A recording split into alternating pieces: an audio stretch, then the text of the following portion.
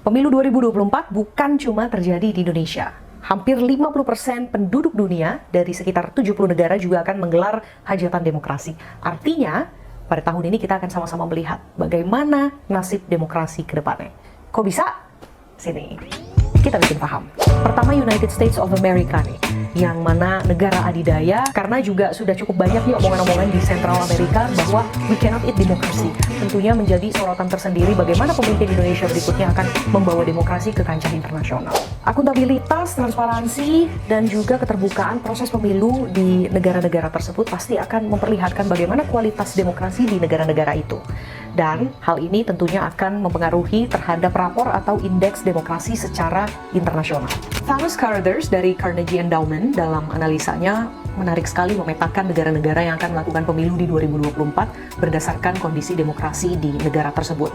Seperti salah satunya adalah negara autokrasi, di mana skor kebebasannya rendah atau mendapatkan label not free dalam laporan dari Freedom House. Nah, negara-negara ini adalah Belarus, Iran, Rwanda, Rusia, dan juga Venezuela. Kemudian yang kedua ada juga negara yang demokrasinya menurun meskipun tidak sepenuhnya autokrasi. Contohnya nih seperti El Salvador, Georgia, India, Mozambik, dan juga Pakistan. Juga ada negara dengan turbulensi demokrasi akibat arus politik yang iliberal. Kemudian karena krisis ekonomi juga hingga pelemahan tata kelola pemerintahan. Nah, dalam kategori ini Indonesia salah satunya. Dengan negara lainnya seperti Ghana, Meksiko, Senegal, Afrika Selatan, Sri Lanka, termasuk UK, US, dan juga European Parliament. Selain itu, pemimpin berikutnya juga akan membawa bagaimana kepemimpinan itu justru akan melemahkan atau menguatkan demokrasi. Nah, kita ulas satu persatu ya, contoh dari negara-negara yang tadi sudah sempat saya sebutkan. Pertama, United States of America nih, yang mana negara adidaya sepertinya kiblat demokrasi dari barat gitu ya, bisa dikatakan demikian. Nah, di US ini hampir pasti akan mempertemukan Joe Biden dengan Donald Trump lagi. Dan kita sama-sama sudah mengetahui bagaimana track record keduanya dalam menavigasi demokrasi di paman Sam begitu ya. Dan dipadu juga dengan sejarah US yang seringkali mengintervensi pemilu-pemilu di negara luar.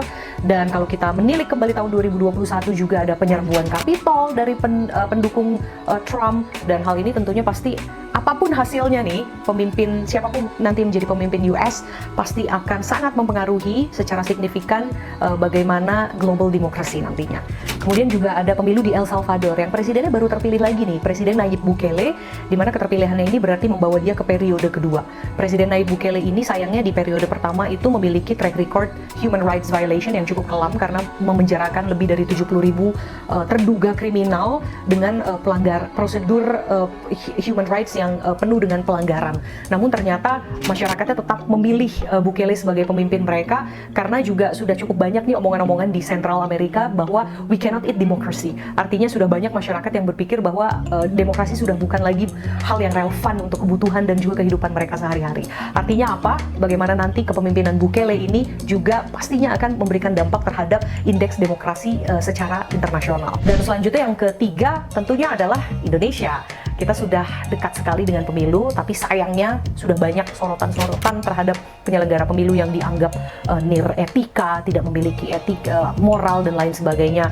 Dan kemudian juga keterwakilan perempuan yang tidak mendapatkan syarat minimal 30% namun tetap diloloskan oleh KPU. Dan kemudian juga ada pencalonan Gibran yang kemudian menyeret ketua Mahkamah Konstitusi yang media asing juga menyoroti dengan nama seperti Nepo Baby misalnya.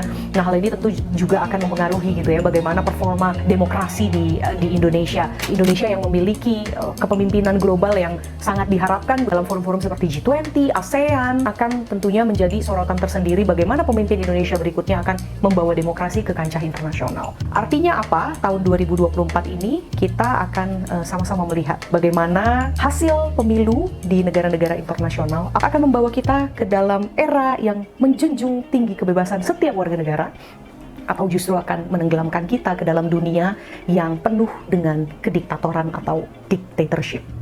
Ngeri.